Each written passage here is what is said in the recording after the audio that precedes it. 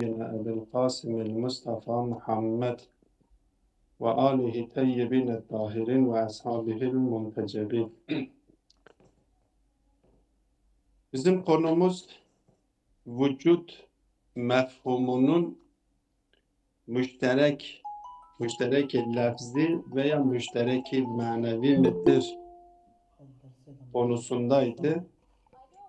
Bu vücut mefhumunun müşterek manevi olduğunu söylemiştik ve vücut müşterek manevidir iddiası için de 3 tane delil getirdik. İspatladık ki vücut mefhumu müşterek manevidir, müşterek lafzi değildir. Ama bir kısım bu vücudun müşterek manevi olduğunu savunmuşlardı ve bunların görüşünü açıklamaya, bunların görüşlerini konusuna geldik ki kendileri diyorlar vel kailune bi iştirakihi lafzi beynel eşyai o beynel vacibi vel mumkini. Vücut müşterek lafzidir diyenler iki gruptur. Düşünceye iki gruba ayrılmış. Bir kısım vücut müşterek lafzidir. Bütün eşyalar arasında farklı mana taşıyor. Hangi mevzuğa hamlediliyorsa o mevzuun anlamını veriyor. Ve bir kısım da diyor ki o beynel vacibi vel mumkini. Vücut müşterek bütün eşyalar arasında vücut müşterek lafzidir diyenler vücudun sayısızca manasının var olduğunu savunuyor. Hangi mevzuğa hamlediliyorsa o mevzu anlamında olduğunu söylüyor. Ama bir kısım da diyor yok, vücut müşterek lafzidir. Bunun iki tane manası vardır. Bir, vacibül vücut için istifade edildiği zaman bir anlamı vardır. Bir de mümkün olan varlıklar için kullanıldığı zaman bir anlamı vardır. Yani Zat-ı Bari Teala'ya hamledildiği zaman biz Allahu mevcudun dediğimiz zaman bir anlam veriyor. Ama diğer mümkünlerden hangisine hamlediyorsanız hamledin, orada farklı bir anlam veriyor. Öyleyse vücudun iki tane farklı manası var olduğunu söylüyorlar. Bunun için bu vücut müşterek lafzidir diyenler niçin bu vücudu müşterek lafzidir iddiasında bulunmuşlar, bu düşünceyi savunmuşlar. Diyorlar ki innema zehebu ileyhi haderen min lüzumi sinhiyeti beynel illeti vel ma'luli mutlakan o beynel vacibi vel mumkini. Bunlar şu meseleden sakınmak için ki Allah ile beynel illeti vel ma'luli mutlakan, illetle ma'lul arasında, mutlak illet ve mutlak ma'lul arasında sınhiyetinin gerekliliğini, eğer biz bunu aynı müşterek lafzidir dersek, illetle ma'lul arasında bir sınhiyet, bir aynilik söz konusu olduğundan sakınmak için veyahut da yani ister bütün ma'lul, illet ma'luller arasında olsun ya ister vaciple mümkün arasında, vaciple mümkün arasında bir sınhiyetin gerçekleşmesinden sakınmak için demişler ki vücut müşterek lafzidir, müşterek manevi değildir. Yani eğer bunların anlayışına göre biz vücudu Allah'a hamlettiğimiz zaman, Allah mevcudun dediğimiz zaman bu Allah'a hamle edilmiş olan vücut mefhumundan anladığımız anlamı insana hamlettiğimiz zaman oradan anladığımız anlamla aynı olmuş olursa o zaman Allah'la insan arasında bir sınhiyet, bir benzerlik söz konusu oluyor diyor. zorunlu olarak böyle bir benzerliğe gitmiş oluyoruz. Yahut da mesela farz edelim Allah'a hamlettiğimiz zaman Allah'a hamledilen vücut mefhumundan anladığımız anlam İblise hamlettiğimiz vücuttan anladığımız anlamla aynı olmuş olsa bu sefer ikisi arasında bir sınhiyet söz konusu olmuş oluyor. Bir benzerlik söz konusu olmuş oluyor. Bu benzerliğin gerçekleşmemesi için biz vücut müşterek lafzidir demek zorundayız diyorlar. Demek ki Allah ile diğer varlıklar arasındaki benzerliğin gerçekleşmemesi için, böyle bir benzerliğe gidilmemesi için bunlar gelmişler, vücut müştereki lafzidir demişlerdir. فَاِنْ كَانَ الْمَفْهُمُ مِنْهُ الْمَعْنَى الَّذِي يُفْهَمُ مِنْ وُجُودِ الْمُمْكِنِ لَذِمَ اِشْتِرَاكُ الْمَعْنَوِيِّ. Bunlar öyle diyorlar. Evet. فَاِنَّ اِذَا قُلْنَا الْوَاجِبُ مَوْجُودٌ فَاِنْ كَانَ الْمَفْهُمُ مِنْهُ الْمَعْنَى الَّذِي يُفْهَمُ مِنْ وُجُودِ الْمُمْكِنِ. Biz şimdi Allah el-vacib mevcudun dediğimiz zaman bu mevcut kelimesinden anlaşılmış olan mana mümkün olan herhangi bir varlığa hamledildiği zaman o mümkünden anlaşılmış olan manayla bir olmuş olsa lazime iştirakül manevi. Bu sefer iştirak-ı manevi lazım geliyor. Ve in kânel mefhumu minhum. Ha, ben atlattım herhalde değil mi? Evet, ben şeyi atlattım. Ve rudde, ben orayı bir atlatmışım. Onlar bu şeyin gerçekleşmemesi için böyle bir benzerlik, Allah ile diğer varlıklar arasında bir benzerlik gerçekleşmemesi için geldiler, demişler ki vücut müşterek-i lafzidir, müşterek-i manevi değildir. Allame tabai ki müşterek-i lafzidir, vücut müşterek-i lafzidir, müşterek-i manevidir, müşterek-i manevi olduğunu savunuyor ki hakkında deliller de getirdi. Geliyor diyor, bunu reddediyor. Diyor ki ve rudde, onların bu iddiaları reddedilmiş bi ennehu yestelzimu ta'tilel ukuli anil marifeti. Eğer biz vücut müşterek manevi değildir, vücut müşterek lafzidir dersek bunun gereği nedir? Akılların yapılmasıdır. Akılların tatil edilmesidir. Yani biz Allah'a hamledilmiş olan vücut kelimesinden ne anlıyoruz? Eğer farz edelim ki vacibul vücut üzerine hamledilmiş olan vücudun ne anlama geldiğini biliyor isek, o zaman mümkün üzerine, herhangi bir mümkün üzerine hamledilmiş olan vücut o anlamda değilse başka bir anlam olması gerekiyor. O anlam nedir? Biz bilmiyoruz ki. Burada akılların tatili söz konusu oluyor. Yani akılların marifetten yoksun olmasını gerekli kılmış oluyoruz. Dolayısıyla diyor ki biz فَاِنْ كَانَ الْمَفْهُمُ مِنْهُ evet فَاِنْ كَانَ الْمَفْهُمُ مِنْهُ الْمَعْنَى الَّذِي يُفْهَمُ مِنْهُ وُجُودُ الْمُمْكِنِ لَزِمُ الْاِشْتِرَاكُ الْمَعْنَوِي. Eğer biz o vacibül vücuda hamledilmiş olan mefhumdan anladığımız anlam mümkünül vücuda hamlettiğimiz anlamla aynı ise o zaman biz anlıyoruz demek, o zaman müşterek-i manevidir. Ki bizim iddia ettiğimiz de budur. Ve in kânel mefhumun minhu ma yukabiluhu.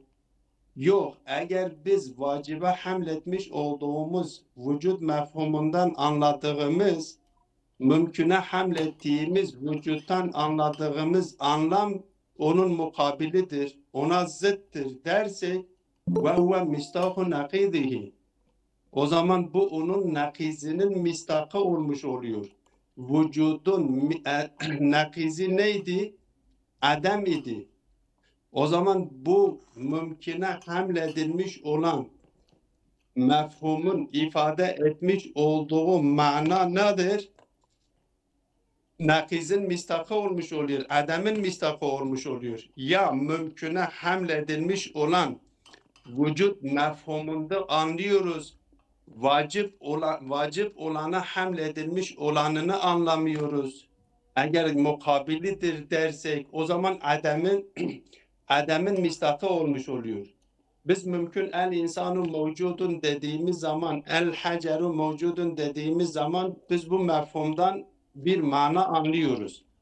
Ama vacibul vücuda hamledilmiş olan vücuttan anladığımız, insana hamlettiğimiz vücuttan anladığımız anlam değildir. O zaman onun mukabili olması gerekiyor. Eğer mukabili ise o zaman mukabili nedir? Nakizdir. Nakiz de nedir? Adem'dir. Adem'in mistakı olmuş oluyor. O zaman Zat-ı Bari Teala'yı adeta inkar etmiş oluyoruz. Dolayısıyla diyor ve in kanel mefhumu minhu ma yukabiluhu, eğer o vacibe hamledilmiş olan vücut manası insan üzerine hamledilmiş olan vücut manasının karşıtıdır, mukabilidir. Ve huve mistaku nakizihi, o zaman vücudun nakizinin mistakı olmuş oluyor. O manası, neticesi ne oluyor? Kâne nefyen li vücudihi.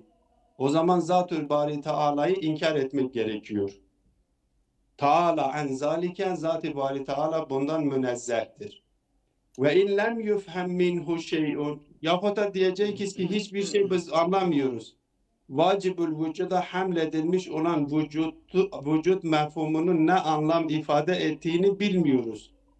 Ya insanın üzerine mümkün olanların üzerine hamledilmiş olan vücutun ne anlam ifade ettiğini bilmiyoruz. Yani her halükarda eğer biz müşterek-i lafzidir kabul edersek, müşterek-i lafzidir dersek birisinde biz onu anlamıyoruz demek zorunda kalırız. Ya diyeceksin nakizinin, mukabilinin, mistakının vermiş olduğu anlamdır. Eğer nakizinin, mistakının vermiş olduğu anlam olmuş olursa o zaman haml edilmiş olan mevzu vacibül vücut olsa da inkar edilmiş oluyor. İnsan da olmuş olsa inkar edilmiş oluyor. O zaman Zat-ül Bari Teala diyor bundan münezzehtir, böyle bir şey söz konusu değildir. Yahut da diyeceğiz ki insana hamledilmiş olanının ne anlama geldiğini biliyoruz. Ama vacibül vücuda hamledilmiş olanını bilmiyoruz. Ne ifade ettiğini bilmiyoruz. Bu durumu böyle bir netice alırsak ve in lem yufhem minhu şey'un, o zaman kana ta'tilen lil akli anil marifeti. O zaman diyeceğiz ki böyle bir netice alacağız ki bizim aklımız marifeti elde edemiyor. Bilgi, Allah hakkında bilgi, elbette burada kendisi Allah vacibül vücudu dikkate alıyor. Fark etmiyor hangi mevzuğa hamlediliyorsa edilsin, biz onun hakkında bir bilgi sahibi olamıyoruz neticesi çıkıyor. Bu demek yani bizim aklımızın hiçbir şey hakkında bilgi edinme şeyine sahip değildir neticesi ortaya çıkıyor. Dolayısıyla diyor ve huve hilafu ma neciduhu min enfusina bid darure. Biz zorunlu olarak bilbedahe biz kendi nefsimizde bunun nefsimizde bu hakikate ters olduğunu bizzatihi bedihi olarak biz anlıyoruz. Yani Allah'a vacibül vücuda hamledildiği zaman da biz bir şeyler anlıyoruz. Vücudun ne anlama geldiğini, bir anlam verdiğini ve o anlamı anlıyoruz, fark ediyoruz. Hem insana ya diğer mümkünlere hamledildiği zaman biz bu vücut mefhumunun ne ifade ettiğini biz anlıyoruz. Neticede ne olmuş oluyor? Vücut müşterek-i lafzidir diyen düşünce reddedilmiş oluyor. Kendisiyle çelişmiş oluyor. Kendisini nakletmiş oluyor. sen ya kabul edeceksin ben vücut hangi mevzuğa hamlediliyorsa edilsin, ister vacibul bari Teala'ya hamledilmiş olsun, ister mümkün olan varlıklara hamledilmiş olsun, vücudun bir mana ifade ettiğini biz kendi iç alemimizde huzuri bilgiyle bil bedahe ve bil zarure biz bunu derk ediyoruz, idrak ediyoruz. Zat-ı Bari Teala'ya hamledildiği vakit ya vacibul vücuda hamledildiği vakit ne anlam ifade ediyorsa insana da hamledildiği zaman aynı anlamı ifade ettiğini fark ediyoruz. Dolayısıyla vücut mefhumu müşterek manevidir, müşterek lafzi değildir sonucunu ortaya koyuyor. Bu konu da bitmiş oldu. Biz ikinci, üçüncü fasla geçiyoruz. Üçüncü fasla geçmeden önce eğer hocalarımızın herhangi birisinin sorusu varsa konuyla ilgili ya anlaşılmadığı bir şey söz konusuysa buyursunlar. Yoksa ben ikinci fasla geçeceğim. Evet, buyurun. Yani burada itiraz da edebilirsiniz ha. Eğer zihninizde bir soru şekilleniyorsa ya konu bağlamında zihninize bir işgal geliyorsa o işgali de söyleyebilirsiniz. Şey değildir ha. Öyle bir şey söz konusu değildir.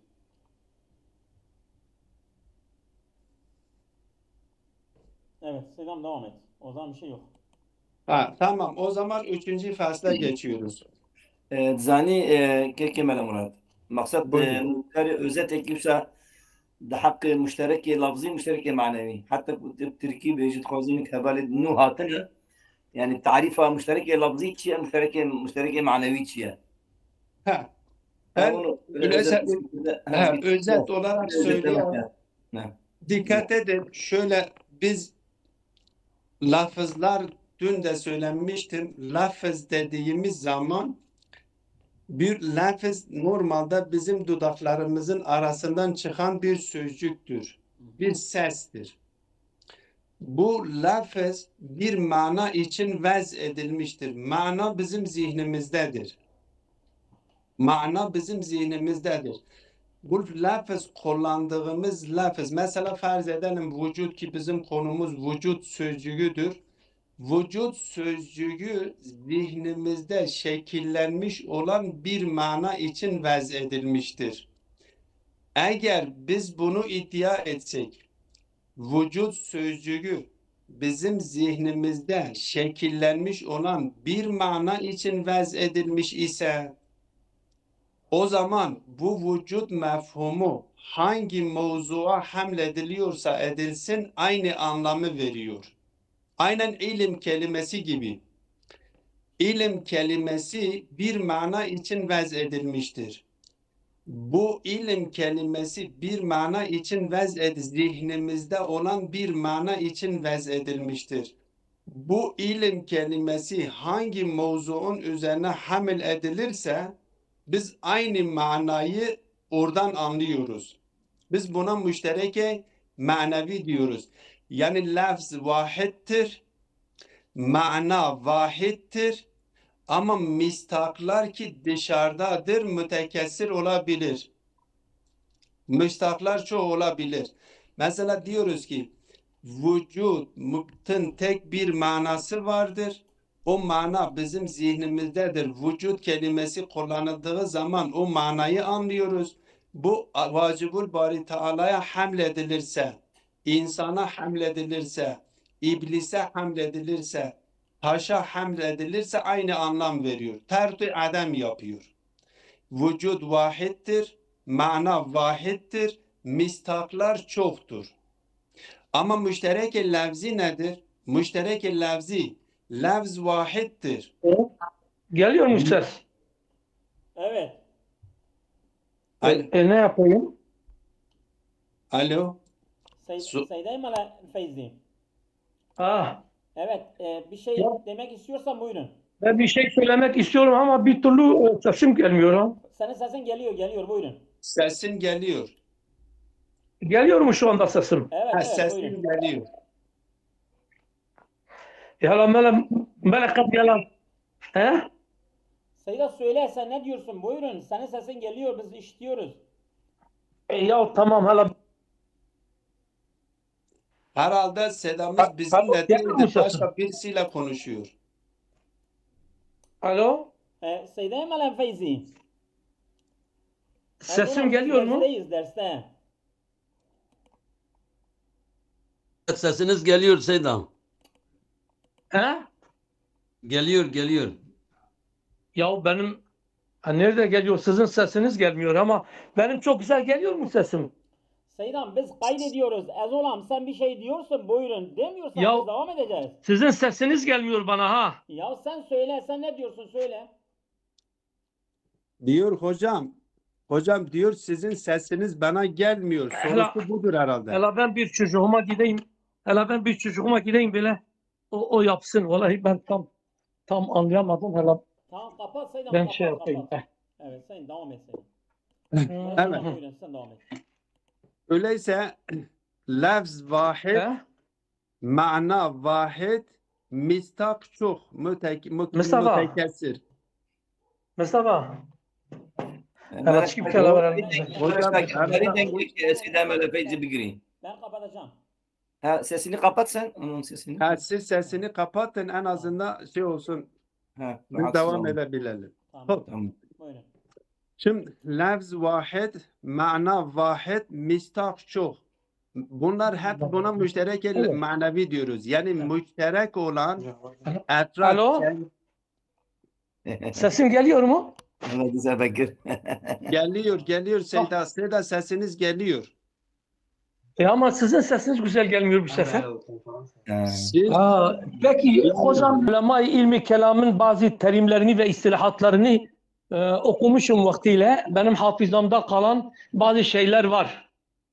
Bu vücut iki manaya gelir. Bir, vücut tahakkuk, sübut ve Türkçe tabiriyle oluşum. Bu mana itibariyle mefhum-i vücut müşterek manevidir. Hem mahlukata hem halika itlaki caizdir. Hiçbir sünhiyet söz konusu değildir.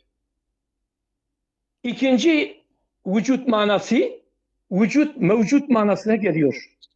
Dün Melesa'la kardeşimiz buna işaret etti.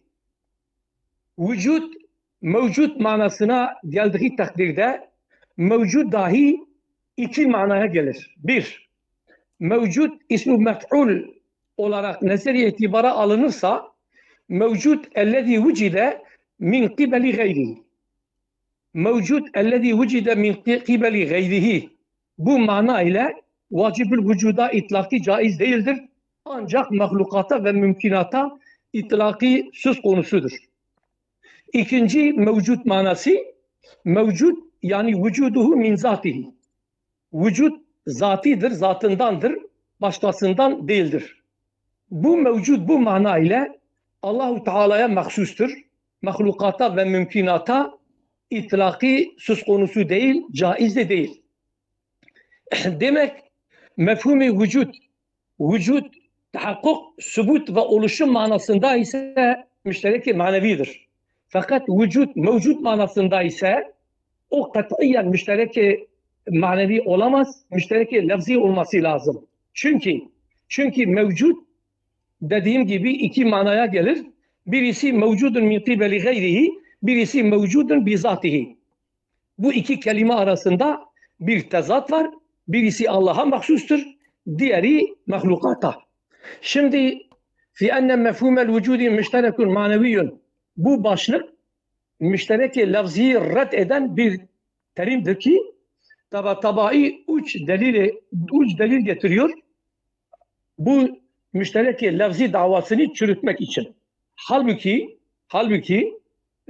bu müşterek lafzi diyen İmam-ı Eş'ari ve Hasan-ı Basri'dir.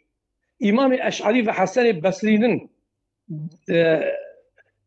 iddia ettiği mana vücut mevcut manasındadır. Vücut mevcut manasında olsa mistaktır. Ferdi haricidir. Ferdi harici olan Allah ile mahlukat arasında bir mübayeneti külliye vardır.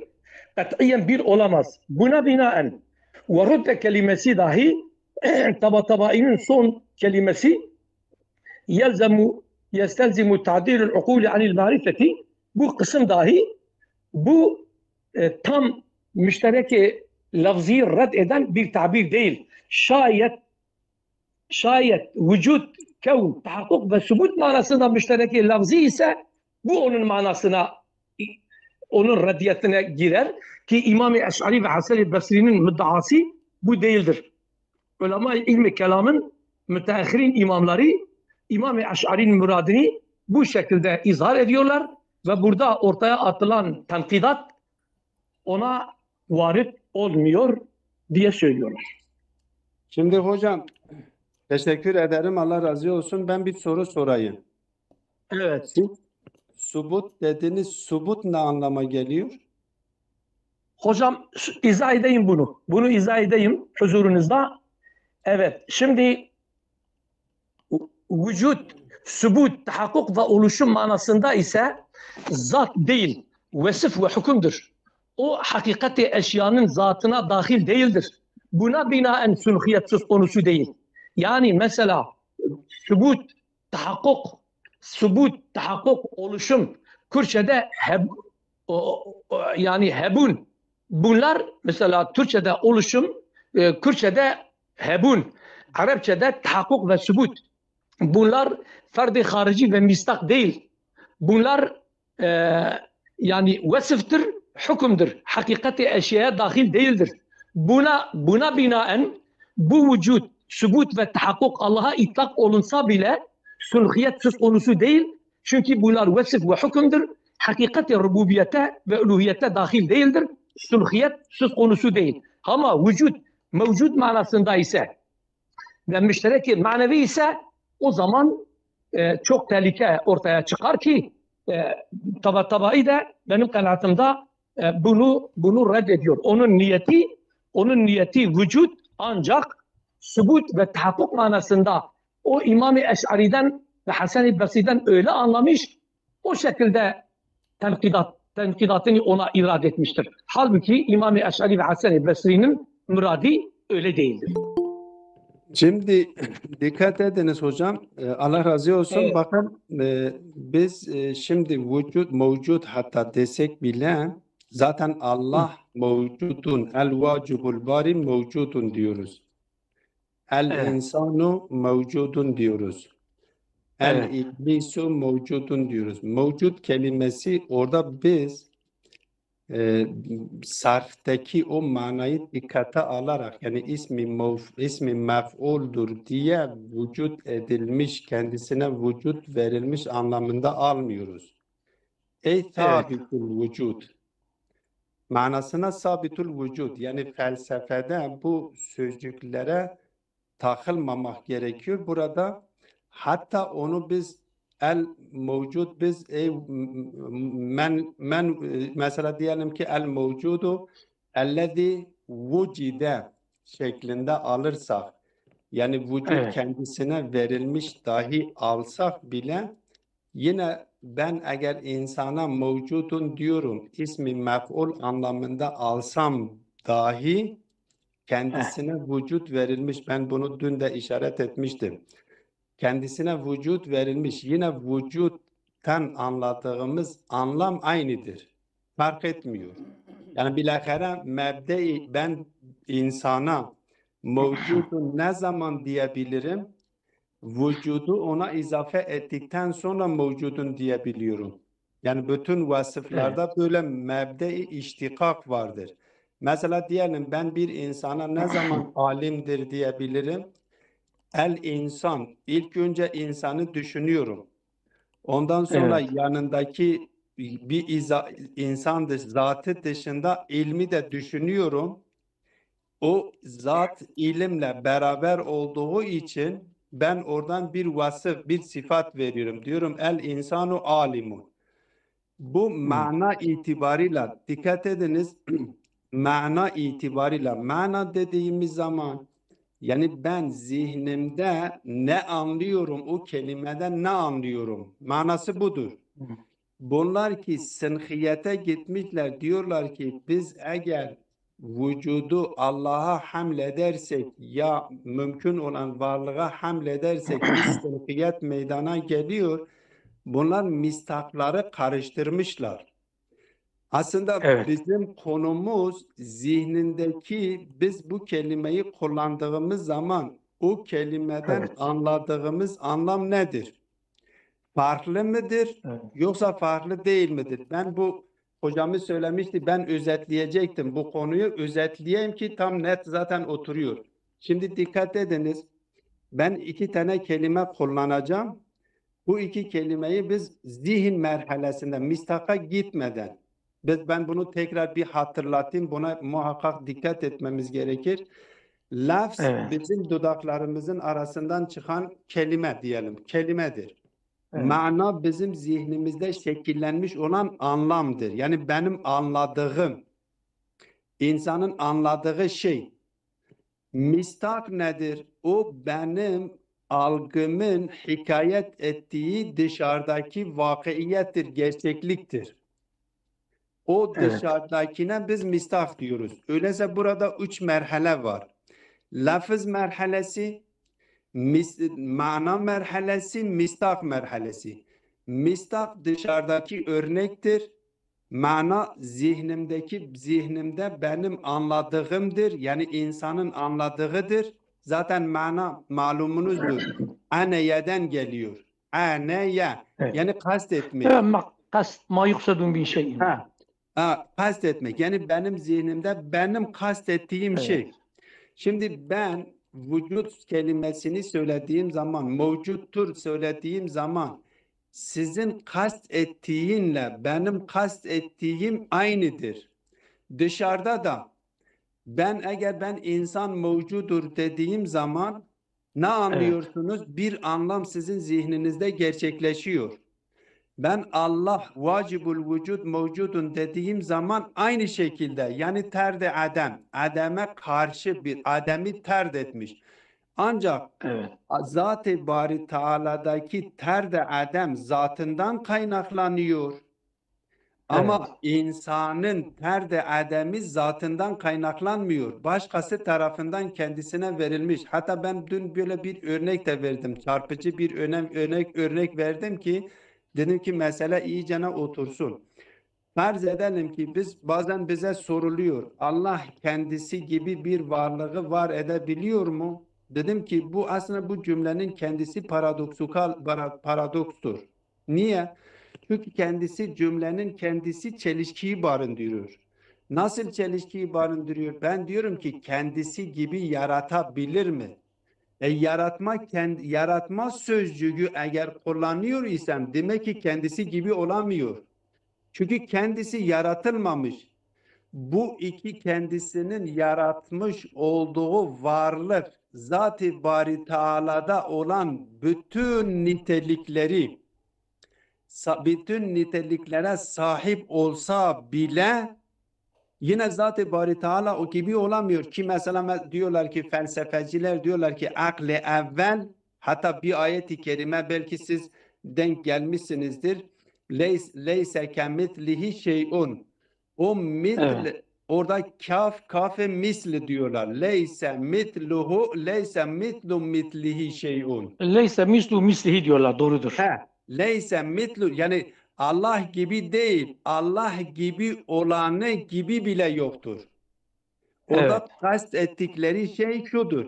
Yani farz ediyoruz ki Zat-ı Bari Teala kendisi gibi hiçbir şey kendisi gibi olamıyor. Çünkü kendisi yaratılmamış, o yaratılmıştır. Öyleyse kendisi gibi dememiz biraz mecazdır. Yani Zat-ı Bari Teala'nın sahip olmuş olduğu niteliklerin tamamını Zat-ı Bari Teala yaratmış olduğu bir varlığa vermiştir. Öyleyse yaratmış olduğu varlığı onun gibidir ama o değildir. Bakın dikkat edin diyoruz onun gibidir ama o değildir. Niye onun gibidir? Çünkü Zat-ı Bari Teala'da olan bütün nitelikler onda da vardır. Ama o değildir. Niye o değildir? Çünkü Zat-ı Bari Teala'nın vücudu kendisindendir. O ikincisinin kendisinden değildir. Zat-ı Bari Teala ona vermiş. Öyleyse onun gibi olamaz. O olamaz. Dolayısıyla biz burada diyoruz ki mesela Zat-ı Bari Teala mevcuttur. Evet, mevcuttur. Ben Zat-ı Bari Teala'ya hamledilmiş olan vücuttan ne anladım? Ferd-i Adem. İnsan mevcut mudur? Mevcuttur. O mevcuttan ne anlıyorum? Ferd-i Adem anlıyorum. Aynı. Ama Zat-ı Bari Teala'nın ferd-i Adem'i zatından kaynaklanılıyor. İnsanın ter-i Adem'i insandan kaynaklanmıyor. Zat-ı Bari Teala onu o vücudu vermiştir. Kendisinden kaynaklanmıyor.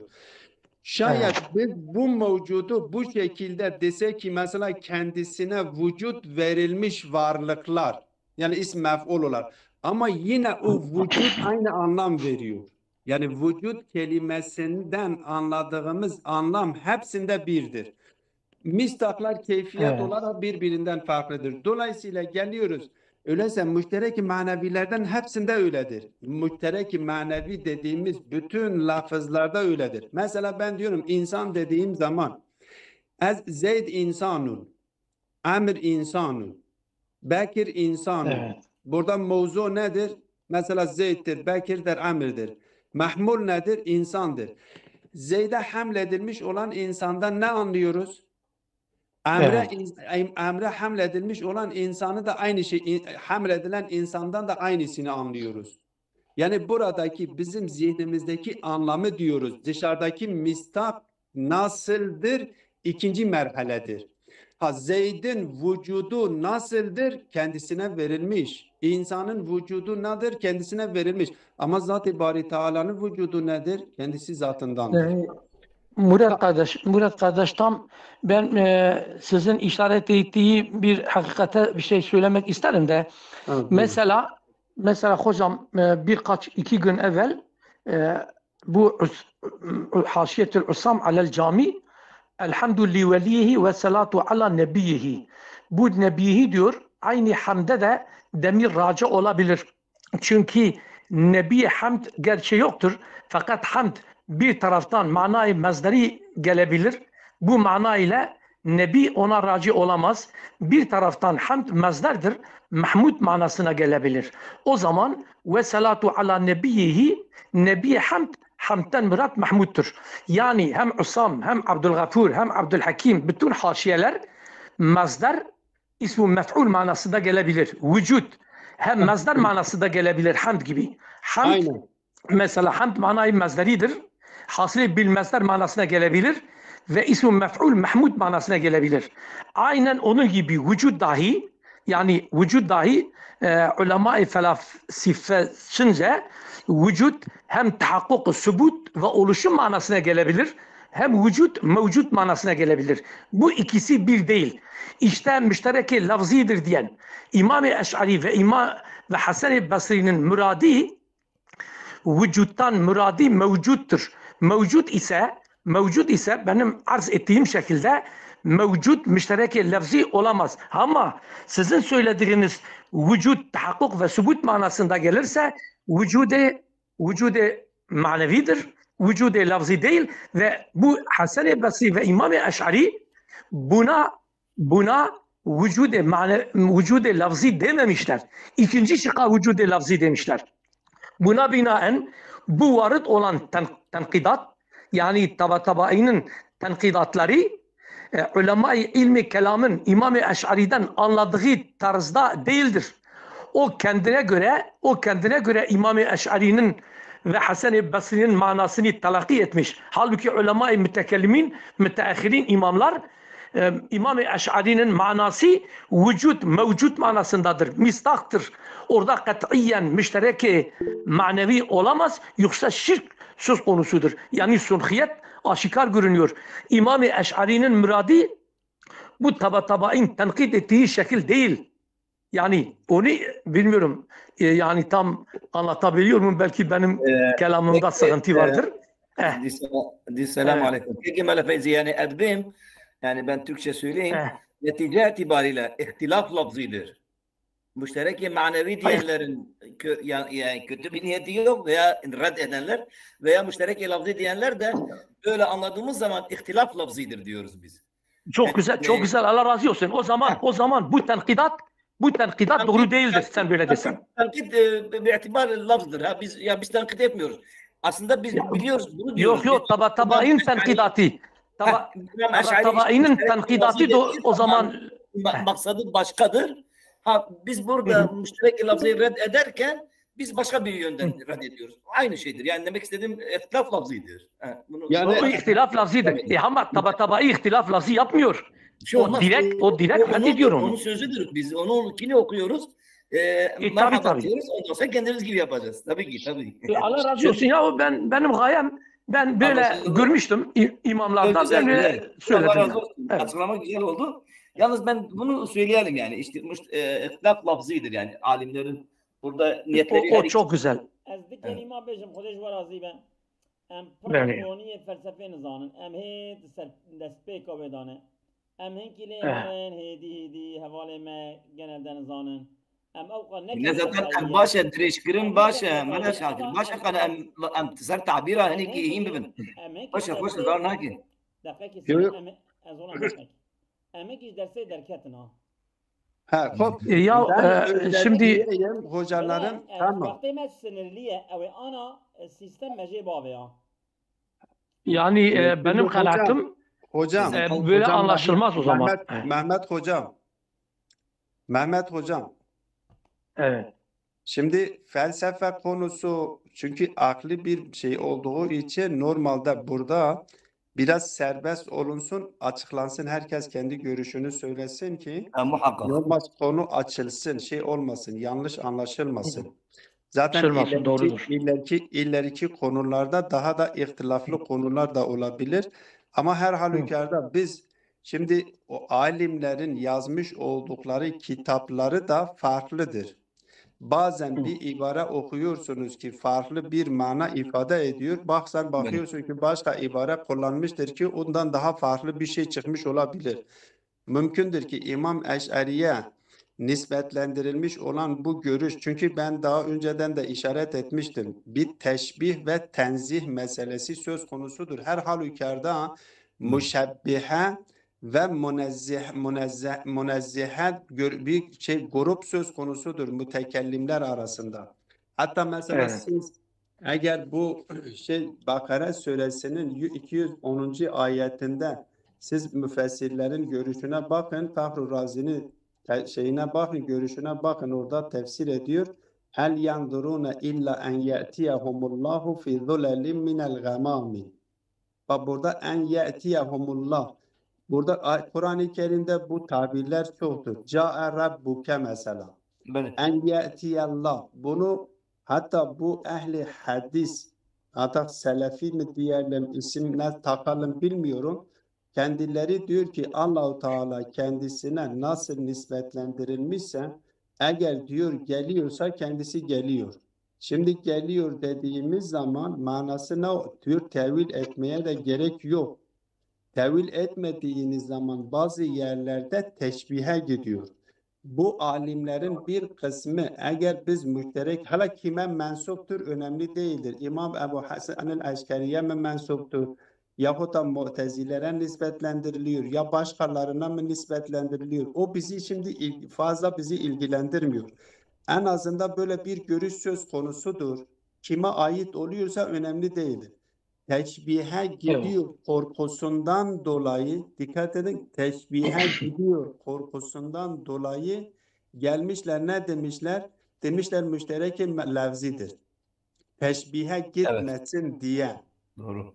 Yani bakın her halükarda Zat-ı Bari Teala'yı doğru bir şekilde anlaşılması için bunu yapmış. Bunu art niyetle yapmamıştır. Art niyetle yapmadığı için değerlidir. Ama art niyetle yapmadığından dolayı değerli olmakla beraber doğrudur anlamına da gelmeyebilir. Yanlış da olabilir. Evet. Dikkat edin. Murat kardeş, Nihayetinde bir şey söyledi. Melek Şakir bir şey söyledi, kusura bakmayın. Mesela diyelim ki fazla dağılıyor. Halbuki yani bu yapılan izahatlar bu manayı genişletir. Mesela hocam izla tamayüze fil ademi. Mesela bu cümle izahata muhtaçtı bence. Bir satır evvel izla tamayüze fil adem. Ben ispat edeyim ki bazı ademler var, tamayüz var. Mesela şerike bari ademdir. Ama adem-i muhaldir. Yani ademdir, adem-i muhaldir. Fakat mesela teyye unqa ademdir. Fakat adem-i mümkündür. Bak ben temiz ettim. Bu adem-i muhaldir. Bu Yok adem-i hocam. mümkündür. Bak Siz burada bu yanılıyorsunuz temeyyüz hocam. hocam temeyyüz ademde olmadı. Mudafu ileyhi kayıtta oldu. O zaman izla tamayüze fil ademi murat adem-i mutlaktır. Adem-i mukayyet değildir. Kesinlikle. Sonuçta Kesinlikle. O onu söyledi bakın, zaten. Hocam. hatta ben Söylemişti. dün de buna işaret etmiştim. Hatta Doğru, siz doğru. burada Evet. dikkat ediniz hocam. Burada Evet. dikkat edin. Yine temayüze neden o da adem değildir, vücuttur. Bak siz o ademi vücuda nispetlendirdiğiniz zaman adem temayüz oluyor. Yani adem fi Öyle. haddi zatihi temayüz yok. Ama Yok eğer rizatihi de adem öyle. eğer adem vücuda nispetlendiriliyorsa o vücuttan dolayı yine temayüz vardır. Yani yine O ademden doğrudur, o kaynaklanmıyor. doğrudur. Doğru. Yine O doğrudur, ademden ondandır. Evet. kaynaklanmıyor. Yani Evet, evet. öyleyse adem hiçbir zaman ademde temayüz söz konusu değildir. Eğer bazı Evet. yerlerde ademde temayüz görünüyor, gösteriliyor ise de yine o vücuttan dolayıdır. O ademden değildir. Evet. Tamam. Öyleyse özetliyorum. Bu vücudu müşterek lafziyle müşterek şimdi herhalde kapanacak. Müşterek Benim. lafzini, müşterek manevi dedim. Lafz birdir, zihnimizdeki mana birdir, mistahlar çoktur. Ama müşterek lafzi nedir? Müşterek lafzi bir, bakın aslında kelimenin kendisine dikkat ederseniz zaten diyoruz müşterek lafzi. Yani lafzın kendisi manalar arasında müşterektir. Lafzın kendisi bir lafz vardır ama zihnimizde iki tane farklı mana vardır. Birbiriyle hiç tenasubu yoktur. Birbiriyle hiçbir ilişkisi yoktur. Dün işaret etmiştim. Şiir kelimesi, şiir bir kelimedir, bir sözcüktür. Şiir Farsçada üç tane zihnimizde şekillenmiş farklı mana için kullanılıyor. Bir, musluk için kullanılıyor. Ben musluk şimdi bakın sizin yanınızda musluk yoktur. Yani görmüyorsunuz. Sizin yanınızda musluk yok. Ama ben musluk söylediğim zaman sizin zihninizde bir mana şekilleniyor mu? Şekilleniyor değil mi? Tabii. Evet. Ben şey söyledim ormanda ya aslan söylediğim zaman sizin zihninizde yine mana şekillendi mi? Ayrı bir mana, farklı bir mana şekillendi mi? Benim. Şekillendi. Süt söylediğim zaman yine farklı bir mana şekillendi mi? Tabii ki. Bak sizin zihninizde üç ayrı mana, üç algı şekillendi. Ama şiir kelimesi bu her üç mana için vezedilmiştir. Öyleyse bir lafz vardır. Müşterekun beyne maanil muhtelife. Masadik değil ha. Maanidir dedim. Mana yerleri de zihindir. Benim zihnimde üç tane mana vardır. Bir musluk, bir aslan, bir süt. Ama bunların mistakları dışarıda çoktur. Her birisinin mistakları çoktur. Ben dışarıdakiyle benim o örnekteki dışarıdaki mistak beni ilgilendirmiyor. Benim zihnimde şimdi üç tane mana vardır. Her üçüne de şiir diyorum. Her üçüne de ne diyorum? Şiir diyorum. Şiir sözlüğünü üç tane farklı mana için kullandım. Bu üç tane yani ben şiir söylediğim zaman hangisini kastetmişim? Siz sorabilirsiniz. Müşterek lafzide eğer karine yoksa ben lafz sorduğum zaman hangi manayı kastettin diye sorabilirsiniz. Ama müşterek manevide bu soruyu sormuyorsunuz. Ben diyorum ki müşterek manevide nedir? Tek bir mana vardır. Ben lafz kullanmışım zaten o mana sizin zihninizde. Vücut. Sizin zihni hangi manayı kastettin kimse demiyor ki. Ama şiir kelimesini söylediğim zaman hangi manayı kastettin? Hangi şiir? Musluk mu? Süt mü? Eğer karine yoksa, karine zaten olduğu zaman zaten sormaya gerek yoktur. Orada manası belli, hangi mana kastedildiği bellidir. Öyleyse müşterek lafziden Eğer karinesiz hangi mana kast edildiği bilinmiyor. Müşterek-i manevide karineye ihtiyaç yoktur. Bir lafz kullanılmış, ondan zaten o mana bir tane manadır, o da akla gelmiştir. Dolayısıyla burada müşterek sonuç itibariyle her ne kadar bazı alimler bazı kaygılardan dolayı, kaygıları belki değerlidir, o önemli değildir. Kaygılanmışlar, eğer biz müşterek lafzi alırsak biz teşbihe gitmiş oluyoruz. O zaman ne yapmamız gerekir? Müşterek manevi alırız. Müşterek lafzi almamız gerekiyor. Müşterek lafzi aldığın zaman bu zaman tatile gidiliyor. Ya tenakuza gidiliyor. Bu nasıl çözülmesi gerekiyor? Diyor ki yok, biz hemen müşterek manevi alıyoruz. Yalnız mana zihindedir. Ben zihinde anlattığım anlam bir tanedir. Ama mistakları birbirinden farklıdır. Mistakla manayı birbirine karıştırmamak gerekiyor. Onlar ki böyle bir kaygıya gitmişlerdir. Onlar mistakla manayı birbirinden ayrı olduğuna şayet teveccüh etmemişlerdir. Her kim olursa olsun önemli değildir. Ama kaygıları bizim için değerlidir. Çünkü Zat-ı Bari Teala'yı teşbih de varlıklara benzettirsek de tehlikelidir. Zat-ı Bari Teala'yı soyutlandırsak, sıfatlardan soyutlandırırsak da tehlikelidir. Öyleyse Zat-ı Bari Teala'yı öyle bir şekilde anlamamız gerekiyor ki ne teşbihe gitmesi gerekiyor, ne kemalatlardan soyutlanılmış bir şekilde tasavvur edilmiş olsun. Sıfat-ı seb'a ezelvi hene ne aynen ne gayrin ne vek emene. O kadar. Evet. Ve sallallahu ala Muhammedin ve alihi teyyibine tahirin. Teşekkür ediyorum.